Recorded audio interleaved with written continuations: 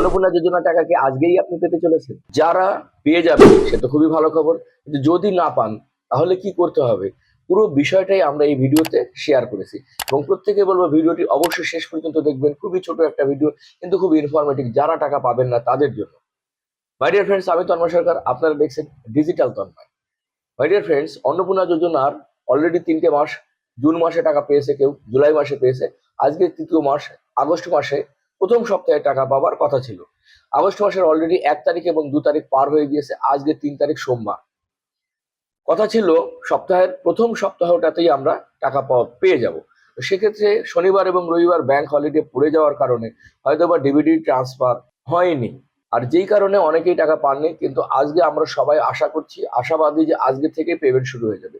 তো কারা কারা পেমেন্ট পাবেন বা কারা পাবেন না, তো যারা ইতিমধ্যে পেমেন্ট পেয়েছেন তারা সবাই যে পেমেন্ট পাবেন আজকে এমন কিন্তু কথা নয়। কারণ জুন মাসে যে পেমেন্টটা দেওয়া হয়েছিল এবং জুলাই মাসে সরকার না ভেরিফিকেশন করেও কিন্তু অনেককে টাকা দিয়ে দিয়েছিল। তো সেই ক্ষেত্রে প্রচুর পরিমাণ ভেরিফিকেশনের কাজ শুরু হয়ে যায় এবং প্রচুর ভেরিফিকেশন হয়ে অনেকেই কিন্তু বাদ পড়ে যান, কারণ সরকারের যে ক্রাইটেরিয়া সেই ক্রাইটেরিয়া কিন্তু অনেকে ফুলফিল করতে পারেননি।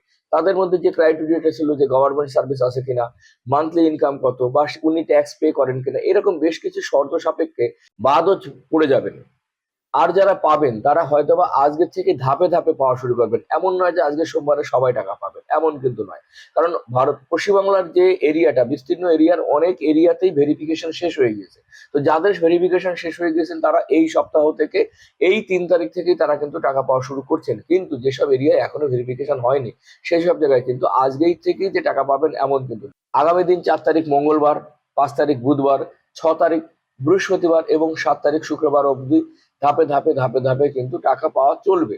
তাই যারা আজকের দিনে টাকা পাবেন না তাদের নিয়ে বিচলিত হওয়ার কোনো দরকার নেই বা উদ্গ্রীব হওয়ার কোনো দরকার নেই।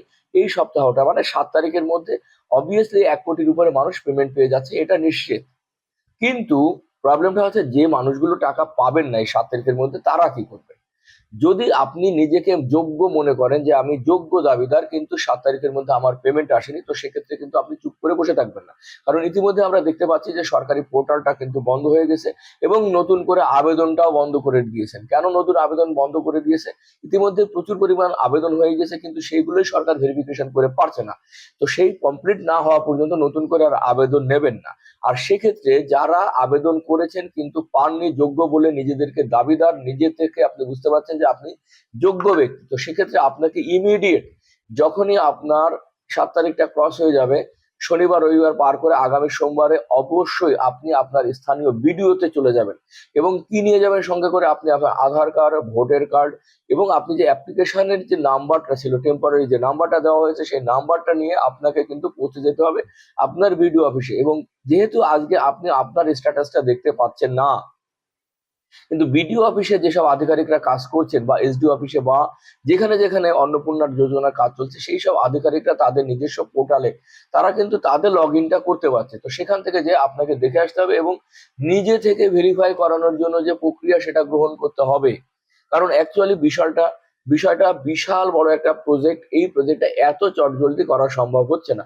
ইতিমধ্যে আমরা জানতে পেরেছি অনেককে বাড়ি বাড়ি ফোন করেছে, ফোন করে তাদের ভেরিফিকেশন কমপ্লিট হয়েছে, অনেকের বাড়িতে এসেছেন এবং অনেকেই কিন্তু ভেরিফাইড হয়ে গিয়েছেন। কিন্তু যেহেতু পোর্টালে স্ট্যাটাস দেখা যাচ্ছে না, তাই আপনি ভেরিফাইড কি ভেরিফাইড নন সেটা আপনি হয়তো বুঝতে পারছেন না। কিন্তু 7 তারিখ অবধি যদি আপনার পেমেন্ট না আসে তাহলে আপনি বুঝতে হবে এখন আপনি আন্ডার প্রসেস বা আন্ডার এনকোয়ারি, কিংবা আপনি ভেরিফাইড হননি। সহজ কথা, আপনি ভেরিফাইড হননি।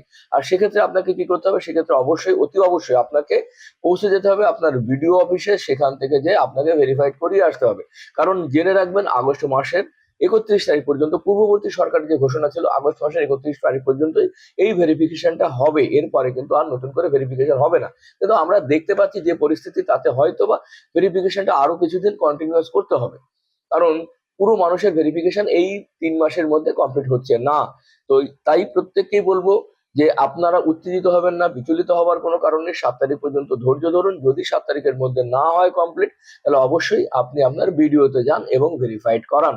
তো ভিডিওটি যদি ভালো লাগে এবং ইনফরমেটিভ মনে হয় তাহলে অবশ্যই বলবো প্রত্যেকটা প্রচুর মানুষকে শেয়ার করবেন এবং এই সরকারি যোজনা বা বিভিন্ন ইনফরমেশন পাওয়ার জন্য চ্যানেলটিকে অবশ্যই সাবস্ক্রাইব করবেন। ধন্যবাদ পাশে থাকার জন্য।